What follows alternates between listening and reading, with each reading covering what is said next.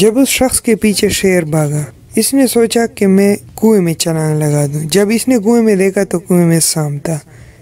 بسم اللہ الرحمن الرحیم۔ السلام علیکم۔ امام غزالی رحمۃ اللہ علیہ نے یہ بات بڑی اچھے انداز میں سمجھائی۔ وہ فرماتے ہیں کہ ایک آدمی جا رہا تھا کہ ایک شیر نے اسے دیکھا اور اس کے پیچھے پڑ گیا اور آہستہ آہستہ اس کے پیچھے بھاگنے لگا۔ اس کے قریب کوئی بھی درخت نہیں تھا کہ جس پر وہ چڑھ جاتا اور اپنی جان بچاتا۔ اسے ایک کنواں نظر آیا۔ اس نے سوچا کہ میں اس کنویں میں چھلانگ لگا دیتا ہوں۔ جب شیر چلا جائے گا تو میں اس کنویں سے باہر نکل آؤں گا۔ جب اس نے نیچے چھلانگ لگانے کے لیے دیکھا تو کنویں میں پانی کے اوپر ایک کالا ناگ تیرتا ہوا نظر آیا۔ اب پیچھے شیر تھا اور نیچے کنویں میں کالا ناگ تھا۔ اور زیادہ پریشان ہو کر سوچنے لگا کہ اب کیا کروں، کہاں جاؤں۔ اسے کنویں کی دیوار پر کچھ گھاس اگی ہوئی نظر آئی۔ اس نے سوچا کہ میں اس گھاس کو پکڑ کر لٹک جاتا ہوں، نہ اوپر رہوں گا کہ شیر کھا جائے اور نہ نیچے جاؤں گا کہ سانپ ڈسے۔ میں درمیان میں لٹک جاتا ہوں۔ جب شیر چلا جائے گا تو میں بھی باہر نکل آؤں گا۔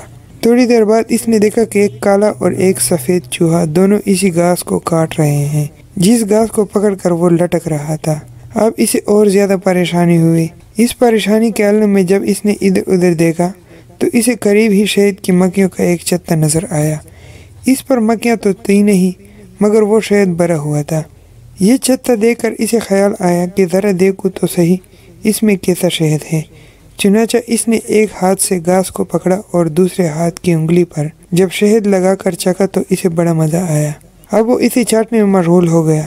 نہ اسے شیر یاد رہا، نہ ناگ اور نہ ہی وہ دو چوہے۔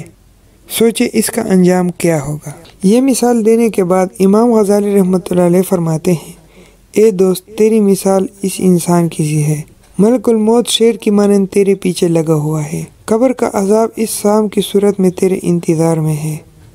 کالا اور سفید چوہا یہ تیری زندگی کے دن اور رات ہیں۔ گھاس تیری زندگی ہے جسے چوہا کاٹ رہا ہے، اور یہ شہد کا چتا دنیا کی لذتیں ہیں جن سے لطف اندوز ہونے میں تو لگا ہوا ہے۔ تجھے کچھ یاد نہیں، سوچ کہ تیرا انجام کیا ہوگا۔